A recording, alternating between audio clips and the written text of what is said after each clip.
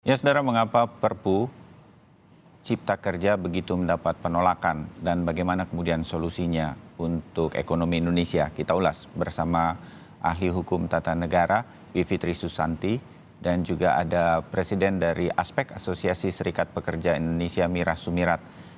Bergabung juga tenaga ahli utama dari Kantor Staf Kepresidenan atau KSP Ali Mohtar Ngabalin. Bang Ali, Mbak Mira, Mbak Bivitri, selamat Ya, tahun baru, salam sehat untuk kita semua. salam sehat, salam sehat. Terima kasih, terima kasih. Ya, pagi ini saya terima kasih dengan Bang Ali. Semua saya Ya, hubungi, kita hubungi nih Sapa Indonesia Pagi.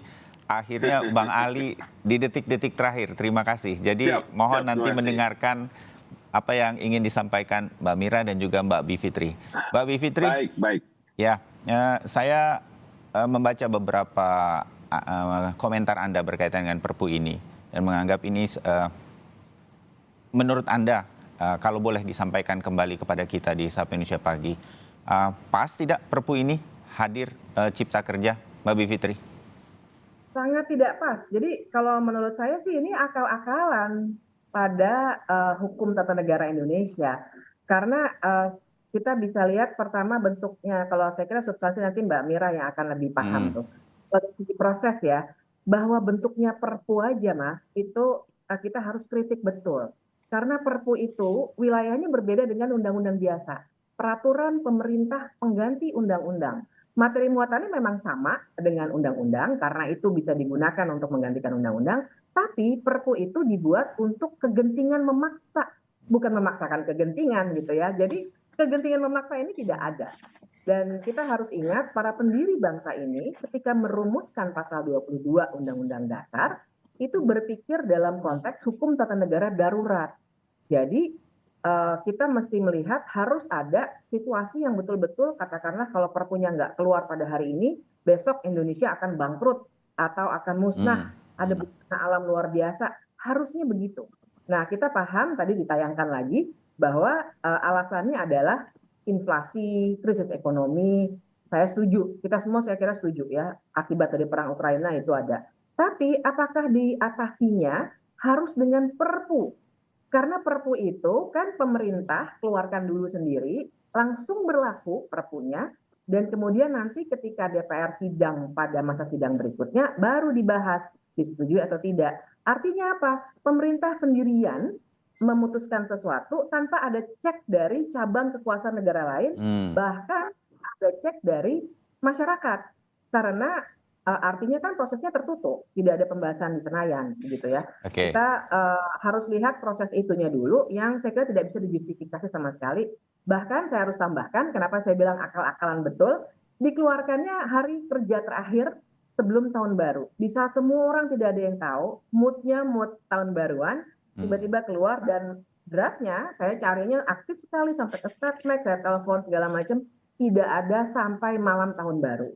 Jadi itikat buruknya yang ingin saya soroti, karena tidak tepat untuk mengeluarkan kebijakan yang mengatasi krisis ekonomi yang mungkin akan kita hadapi minggu depan, 2 minggu lagi, tapi tepatkah untuk mengeluarkannya dalam bentuk Perpu yang tidak ada pembahasannya sama sekali? Oke, ditahan ya Mbak Bivitri. Nah, nanti saya minta tanggapan Bang Ali. Dari sisi kontennya atau isinya, Mbak Mira, aspek juga banyak melakukan, ada beberapa hal yang Anda sampaikan yang mungkin bisa diulangi pagi ini.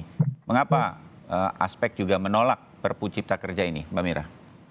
Ya, awalnya ekspektasi kami adalah Pak Jokowi mengeluarkan Perpu itu untuk membatalkan Undang-Undang Cipta Kerja Omnibus Law karena memang hasil uji materi di Mahkamah Konstitusi itu kan baru uji formil, belum masuk ke materi gitu loh. Ya, Artinya materinya itu masih belum dibahas. Nah, maka dari itu ekspektasi kami awalnya itu atau Pak Jokowi membuat Perpu yang isinya sama dengan Undang-Undang Ketenagakerjaan sebelumnya, yaitu Undang-Undang 13 2003. sebelum ada Tapi Cipta Kerja.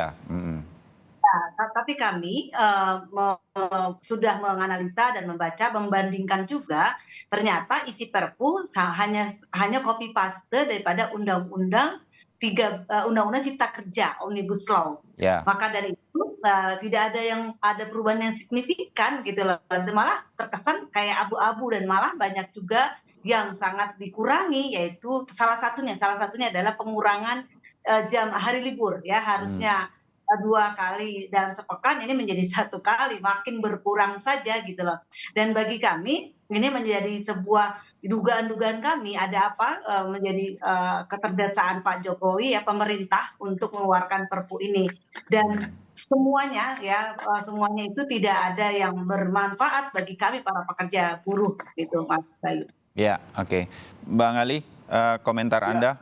Nggak darurat, nggak genting, dikeluarkannya mepet-mepet seperti tadi Mbak Bivitri katakan, dan kontennya sama aja padahal MK sudah meminta untuk direvisi.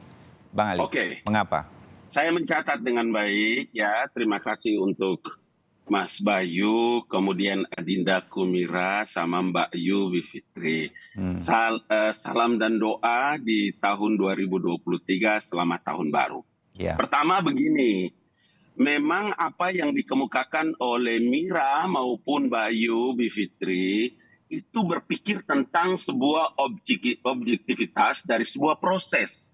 Tapi jangan lupa bahwa Presiden selaku kepala negara dan kepala pemerintahan diberikan kewenangan untuk memiliki hak subjektivitas dalam melihat satu perkara negara. Tidak mungkin ada presiden atau pemerintah memiliki niat jahat dan buruk untuk menyengsarakan rakyat, dalam hal ini adalah menerbitkan peraturan pemerintah pengganti undang-undang. Coba baca itu Undang-Undang Dasar 1945. Bukankah presiden yang diberikan kewenangan untuk melihat satu perkara secara subjektivitas? Saya tadi mencatat dengan baik, umpama seperti begini. Kalau dilihat dalam 2 perkara penting yang terkait dengan apa yang kita bahas, maka saya mau bilang, dan ini menjadi konsen dari pemerintah, bahwa pemerintah menerbitkan peraturan pemerintah pengganti Undang-Undang nomor 2 tahun 2022 tentang Cipta Kerja pada Jumat kemarin tanggal 30 Februari itu tidak ada lain dan tidak ada bukan bahwa Perpu Cipta Kerja ini untuk membangun satu iklim investasi yang kondusif di tengah fluktuasi global yang tadi disebutkan oleh Mbak Bivitri itu. Maka penerbitan peraturan pemerintah pengganti undang-undang ini karena pemerintah perlu ada percepatan antisipasi terhadap kondisi yang gagak ya global, baik yang terkait dengan ekonomi maupun resesi global dari peningkatan inflasi, kemudian ancaman terhadap stagflasinya. Dari sinilah saya mau mengatakan bahwa beginilah cara berpikir orang berpolitik bernegara. Karena tidak mungkin situasi ini akan dibiarkan. Kemarin pada waktu kita membahas tentang Undang-Undang Cipta Kerja ini, saya terlibat langsung, bukan? Kita berdiskusi cukup panjang. Tapi ketika Mahkamah Konstitusi sebagai institusi tertinggi yang independen, keputusannya adalah final and binding. Melihat perkara-perkara ini, maka itu sebabnya Presiden memiliki kewenangan atas perintah Undang-Undang Dasar 1945 harus mengambil situasi ini. Dan saya katakan bahwa disitulah hak subjektivitas yang dari awal saya katakan. Demikian untuk Mbak Yu, guruku, Mira. Mbak Bivitri, dan Adinda Mira. Oke, Mbak Bivitri, berkaitan dengan kedaruratan dari sisi pandang pemerintah tadi? Ya, saya harus kritik dulu nih, Bang Abalin, pertama-tama soal nggak mungkin pemerintah punya maksud buruk.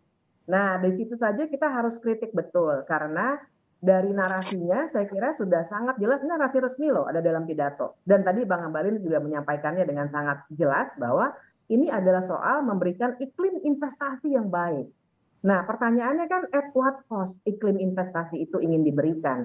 Karena Mbak Mira tadi sudah bercerita dengan sangat baik, ternyata iklim investasi itu adalah kenyamanan supaya pemerintah atau maksud saya pengusaha itu bisa memberikan atau bisa membatasi hak-hak pekerjanya supaya investasinya tetap lancar. Itu satu tuh. Kemudian yang kedua, kalau dikatakan hak subjektif presiden itu betul bahwa namanya Perpu itu pasti hak subjektif presiden. Tapi hak subjektif presiden itu kan harus ada batasannya. Karena kita ini negara hukum. Justru tadi saya sempat katakan di diskusi yang berbeda bahwa justru hanya negara otoritarian yang presidennya mau apa itu dikeluarkan tanpa ada cek dari lembaga legislatif maupun masyarakat. Itu khas negara otoritarian. Jadi saya kira ini bukan, kalau etikat baik, itulah ukurannya atau itulah pijakan dasarnya mengapa konstitusionalisme itu dibangun gitu, karena hukum tata negara harus selalu memikirkan ada hal-hal yang harus dibatasi, pembatasan kekuasaan yang berlebihan harus dibatasi, makanya ada DPR, ada masyarakat, Pak, pembahasannya. Nah, ini yang sudah dilangkahi. Jadi kita mesti masuk di situ dulu, Mas Bayu. Oke. Saya ingin menambahkan sedikit dari Mbak Mira berkaitan dengan apa yang disebut sebagai penolakan dari Perpu Cipta Kerja ini. Mbak Mira, apa yang kebetulan nih kan lagi ada Bang Ali Mohtar, apa yang ingin disampaikan dan langsung saja keberatan-keberatan dari aspek terkait dengan Perpu Cipta Kerja ini?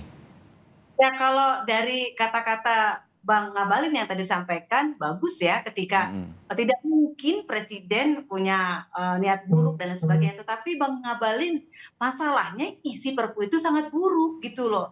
Sangat buruk bagi pekerja buruh Indonesia. Satu, dengan outsourcing yang masih terus diatur dan juga masih luar biasa masuk ke dalam semua sektor. Yang kedua, tidak pembatasan kontraknya itu terlalu lama, 5 tahun, dan semua bisa diperpanjang terus menerus sampai seumur hidup sepertinya. Dan yang ketiga, hilangnya masih di jaminan. Halo Mbak Mira, tampaknya Mbak Mira terputus. Saya ke Bang Ali Mohtar sampai nanti Mbak Mira bisa bergabung lagi. Artinya begini, ada kesan seperti memaksakan Cipta Kerja ini untuk bisa segera berjalan, begitu kan Bang Ali? Padahal MK sendiri meminta untuk ada revisi sedemikian rupa dari kontennya atau isinya. Berkaitan dengan ini, karena nggak ada yang berubah, tentu saja buruh, para pekerja banyak yang kontroversi, artinya menolak isinya kan pada waktu itu. Ini kan nggak ada yang berubah, malah ada penambahan hal yang seperti misalnya libur 2 hari dalam sepekan menjadi 1 hari dalam sepekan. Nah itu why itu? Kenapa Bang Ali? Ya, saya sedikit saya menguraikan dulu pesan pertama yang tadi disampaikan oleh Mbak Yu, Mbak Bivitri sama Mas Bayu ya, begini. Kalau Mira agak terputus, saya tidak mendengar apa yang tadi beliau kemukakan. Pertama begini, peraturan pemerintah pengganti undang-undang ini sekali lagi adalah merupakan hak subjektif yang dimiliki oleh seorang presiden yang tidak saja selaku kepala pemerintahan tetapi kepala negara. Kalau ditanyakan kepada saya tentang posisi ini memang terkesan sangat mendesak, oh iya, memang bahwa peraturan pemerintah pengganti undang-undang ini diteken karena memang ada hal yang harus diperhatikan bahwa situasi yang sangat mendesak.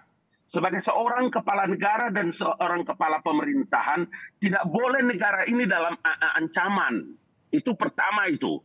Karena apa yang dilakukan bagi presiden dalam hukum tertinggi, bagi seorang kepala negara dan kepala pemerintahan adalah menyelamatkan negara, bangsa, dan rakyatnya. Itu sebabnya saya berkali-kali mengatakan bahwa apa yang dilakukan oleh siapapun dalam analisa, dalam mengambil satu keputusan tentu tidak sama dengan apa yang dilakukan analisa dan kebijakan-kebijakan yang dilakukan oleh kepala pemerintahan. Maka peraturan pemerintah pengganti undang-undang ini tadi kita sudah bahas. Kita tahu bahwa keputusan Mahkamah Konstitusi nomor 91 tahun 2020 kemarin adalah terkait dengan Perpu Undang-Undang Cipta Kerja ini adalah perilaku dunia usaha yang baik itu terjadi di dalam negeri maupun di luar negeri. Itu juga yang dibicarakan banyak orang kan. Maka dalam mengantisipasi dan mempersiapkan itu sebagai seorang pemimpin besar di Republik ini, kepala negara dan kepala pemerintahan, presiden harus lakukan itu Mas Bayu. Tidak boleh tidak. Karena situasi yang mendesak presiden untuk segera mengambil tindakan-tindakan secara subjektif seperti yang diperintahkan oleh Undang-Undang Dasar 1945. Ya, Bang Ali begini, nanti ditambahkan Mbak Mira. Sejak Omnibus Law Cipta Kerja ini muncul, kan dikatakan ada ketidakberpihakan kepada pekerja, lebih kepada pengusaha. Agak sulit kemudian menyatakan bahwa presiden mendengarkan ini ketika Perpu Cipta Kerja dikeluarkan sekarang. Mbak Mira, Anda punya tambahan berkaitan dengan ini? Karena nggak ada yang berubah dari sisi pekerjanya. Oke, saya jawab nanti itu. Ya, Mbak Mira. Saya meneruskan ya apa yang tadi saya sampaikan, bahwa isi daripada Perpu ini pertama copy paste, tidak ada perubahan yang signifikan untuk kesejahteraan para pekerja buruh. Artinya sama saja gitu loh. Yang kedua, isi-isinya itu sangat merugikan para pekerja buruh. Outsourcing makin meluas, makin merajalela. Kontrak kerja yang masih terus ya, masih lama, yaitu 5 tahun dan diperpanjang terus menerus. Istilahnya seumur hidup bagi para pekerja buruh. Kemudian PHK yang dipermudah, dipercepat dan murah gitu. Pagi hari dia masih bekerja, sore harinya bisa di PHK gara-gara alasan efisiensi, rugi karena Undang-Undang Cipta Kerja. Karena kami selalu mengadvokasi setiap hari kawan-kawan yang ter-PHK, yang diperlakukan gara-gara Undang-Undang Cipta Kerja ini. Alasan pengusaha selalu mengatasnamakan bahwa ini ada Undang-Undang Cipta Kerja. Ini loh sudah diberlakukan. Nah, dengan alasan itu para pengusaha kemudian melakukan pelanggaran-pelanggaran, melakukan kerugian-kerugian kepada pekerja buruhnya. Dari mulai PHK dipermudah, upahnya sangat murah, kemudian pesangonnya pasti kalau pesangon sudah banyak yang dikurangi. Yang ketiga, tentang jaminan sosial yang kawan-kawan ini juga tidak lagi mendapatkan karena mereka diperlakukan pekerja kontrak, outsourcing, dan daily worker. Dan kemudian masih catatan lagi nih, kawan-kawan ini sudah dikurangi juga nih dari sisi liburnya, dari 2 hari dalam pekan menjadi 1 hari, dan dihilangkan lebih panjang. Artinya ini luar biasa merugikan, dan kalau dikatakan Pak Jokowi mengatakan tidak akan memperlakukan secara buruk, tetapi faktanya, kenyataannya Perpu ini sangat buruk bagi para pekerja buruh. Oke, Bang Ali, saya akan segera melempar ke Anda, tapi saya harus jeda sebentar. Kita segera kembali untuk melanjutkan obrolan kita pagi ini.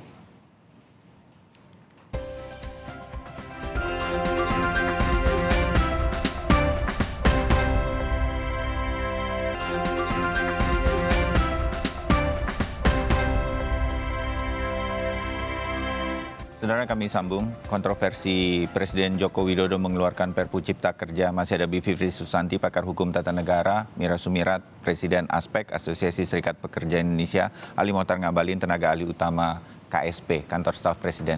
Bang Ali, ini Presiden kan mendengarkan kan waktu Omnibus Law Cipta Kerja waktu itu banyak hal yang dinilai merugikan buruh, merugikan pekerja. Tapi nggak berubah dari Perpu ini. Kecuali Perpu ini ada catatan khusus untuk buruh dan lain-lain. Tapi ini enggak. Apa komen Bang Ali? Ada 2 hal. Saya mau bilang bahwa tadi dikemukakan oleh Mira tidak semuanya benar. Ada beberapa hal yang memang menjadi perhatian dan stressing penting. Umpamanya begini ya. Salah satu poin begini. Dari sisi geopolitik ini ya, dari sisi geopolitik kan kita dan semua negara, Republik Indonesia dan semua negara itu menghadapi satu keadaan yang disebut dengan krisis pangan. Ya. Tidak saja krisis pangan, tapi krisis ekonomi, keuangan, kemudian ada perubahan iklim. Ya, jadi ini semua berdampak pada apa yang tadi sempat disinggung oleh Mbak Yu tentang adanya krisis perang tentang antara Ukraina dan Rusia dan konflik beberapa konflik-konflik lain yang juga belum selesai. Nah, pada posisi inilah maka kita tahu bahwa pemerintah pada sisi yang lain itu memang harus berupaya.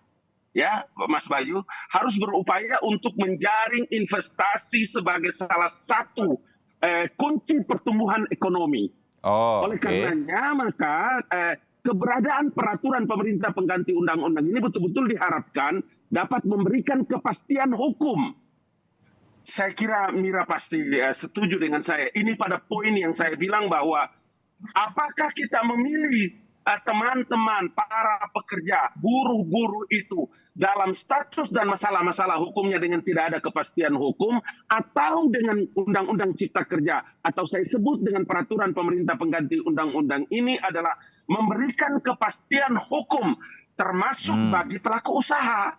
Makanya kemarin Pak Menko, Pak Erlangga, Menteri Perekonomian itu pada Jumat kemarin itu kan menyampaikan bahwa Presiden telah berbicara dengan Ketua Dewan Perwakilan Rakyat Republik Indonesia, Ibu Puan Oh, Maharani. Terkait dengan apa? Terkait dengan penerbitan peraturan pemerintah pengganti undang-undang ini.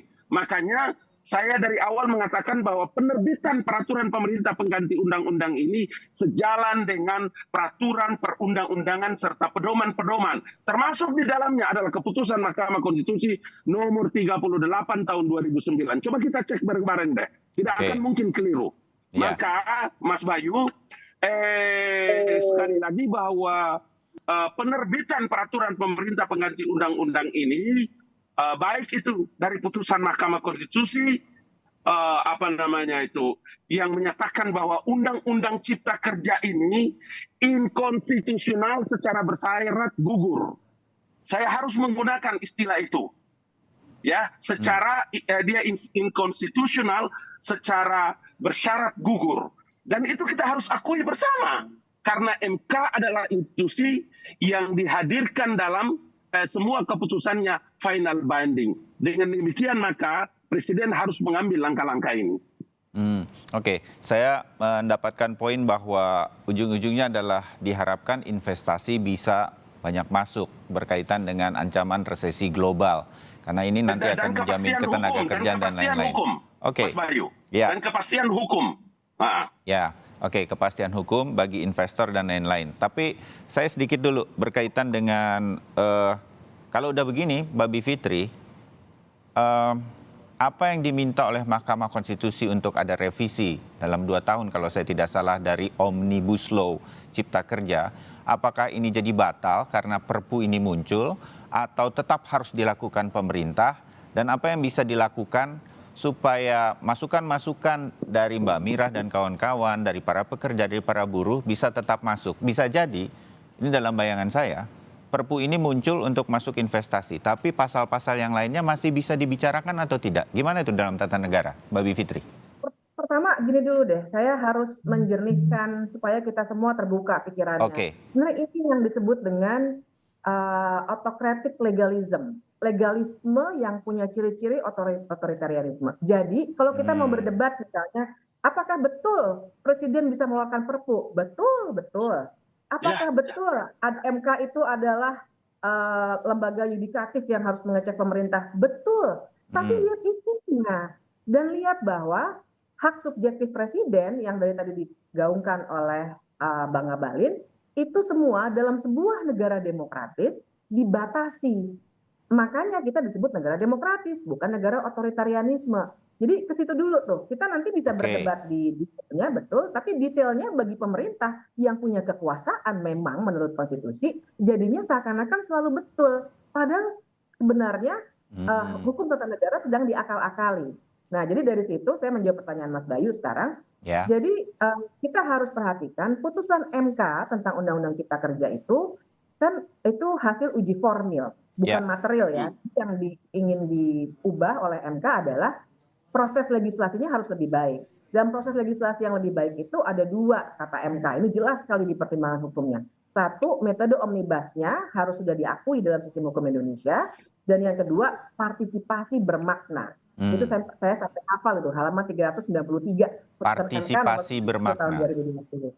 Nah, Perpu ini kan jangankan bermakna, partisipasinya saja tidak ada. Karena ini langsung dikeluarkan oleh Presiden. Jadi kalau sekarang Pak Mahfud maupun Bang Ngabalin selalu bilang ini menggugurkan putusan 91. Ini harus diuji lagi dulu. Karena buat saya ini tidak menggugurkan sesungguhnya.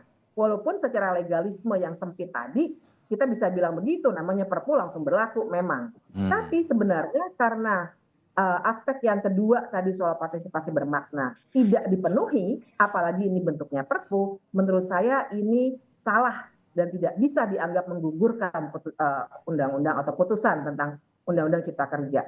Nah, yang harus dilakukan sebenarnya masih ada 2, tapi dua-duanya ini kayaknya sudah dikunci-kunci juga secara politik ya. Yang satu adalah DPR begitu sidang lagi nanti harus segera membahas Perpu ini. Mereka bisa tidak menyetujui. Secara di atas kertas, Undang-Undang Pembentukan Peraturan Perundang-undangan bisa dan sudah ada presidennya. Tapi kita tahu DPR sekarang sama dengan pemerintah, karena ada Ya. 42% itu dari pemerintah ya.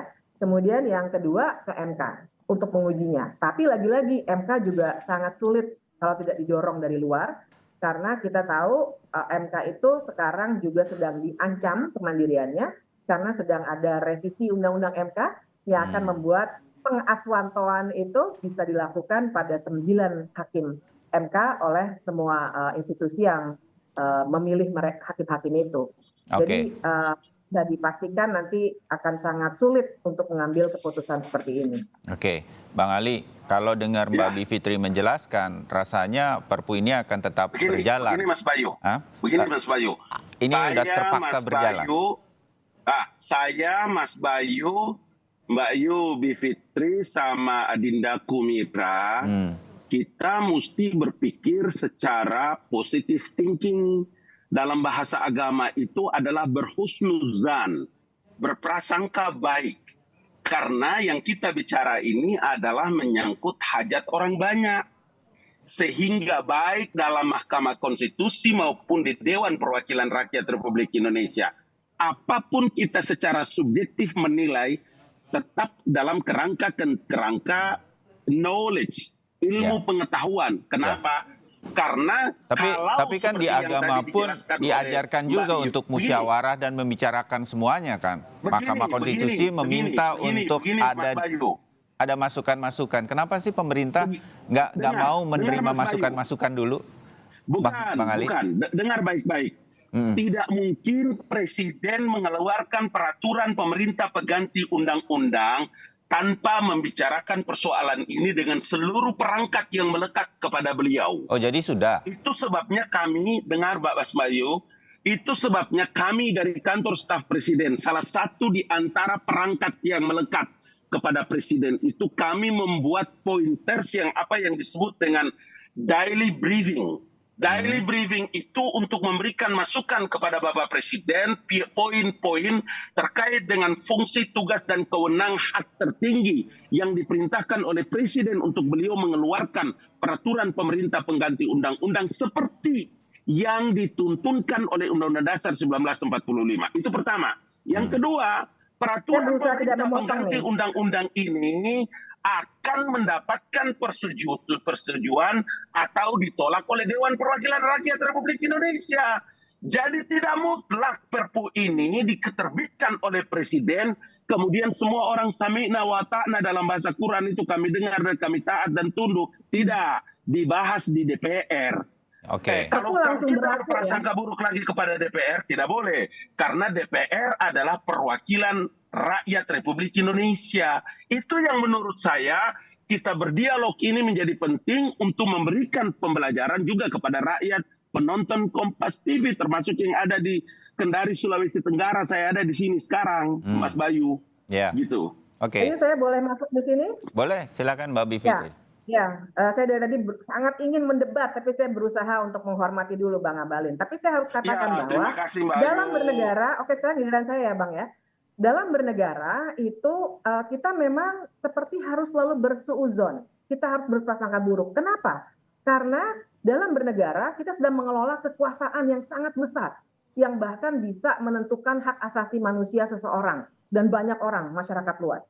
Karena itu dalam negara selalu ada konsep pembatasan kekuasaan. Jadi keliru kalau selalu kita punya asumsi pikir positif dulu, presiden baik-baik saja. Kalau tadi misalnya Bang Ngabalin bilang bahwa semua elemen yang melekat pada presiden, saya ingat sekali kata-katanya itu, sudah dimintai pendapat. Betul, elemen yang melekat.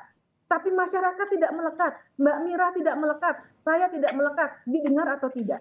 Dan elemen yang melekat, kita harus sadar juga pemerintahan kita yang sekarang ini sedang dikuasai oleh orang-orang yang begitu banyak punya benturan kepentingan. Kita sering namanya dengan oligarki.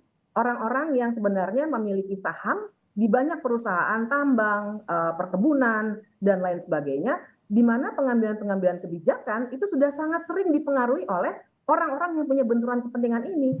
Jadi memang yang melekat pada presiden adalah orang-orang yang menginginkan supaya yang diberi keuntungan dari sebuah kebijakan seperti Perpu Cipta Kerja ini adalah investor, bukan masyarakat luas. Itu soalnya. Jadi kita nggak bisa berasumsi baik terus karena memang negara ini adalah soal menjalankan kekuasaan yang sangat besar dan bisa berdampak luas pada 270 juta rakyat Indonesia. Harusnya rakyat yang didengar, bukan cuma orang-orang yang ada di sekeliling presiden. Itu Mas Bayu. Oke, ditahan sebentar Bang Ali. Saya ingin kasih kesempatan juga untuk Mbak Mira. Mbak Mira, kalau semua sistem ini dilakukan, nanti akan ke DPR, perpunya dibahas, mungkin juga ada yang mengujinya lagi di Mahkamah Konstitusi, di mana aspek dan lain-lain, Mbak Mira dan kawan-kawan akan mengawal ini, sekali lagi, dalam bayangan Mbak Mira. Jadi gini, yang pertama putusan Mahkamah Konstitusi itu baru uji formil, tapi kenyataan kami didapatkan si Perpu ini malah masuk ke material ya. Artinya salah kaprah kalau menurut kami, kalau menurut saya ya. Jadi kami tidak ya kalau melalui uji formil uji materi lagi atau uji di Mahkamah Konstitusi lagi, kami masih berat ya karena pasti akan muter-muter lagi lingkaran setan aja Mas Bayu. Jadi balik itu, tapi esensinya tadi yang disampaikan Mbak Bibit adalah sesungguhnya seharusnya sangat mudah kok sebagai pemimpin negara, presiden, pemerintah ini patuh aja terhadap amanat konstitusi Undang-Undang Dasar 45. Toh putusan daripada Mahkamah Konstitusi Undang-Undang Cipta Kerja kan bertentangan dengan Undang-Undang Dasar, artinya udah jangan diteruskan, apalagi memunculkan Perpu yang malah merubah isi materinya, malah lebih parah lagi kalau menurut saya gitu loh.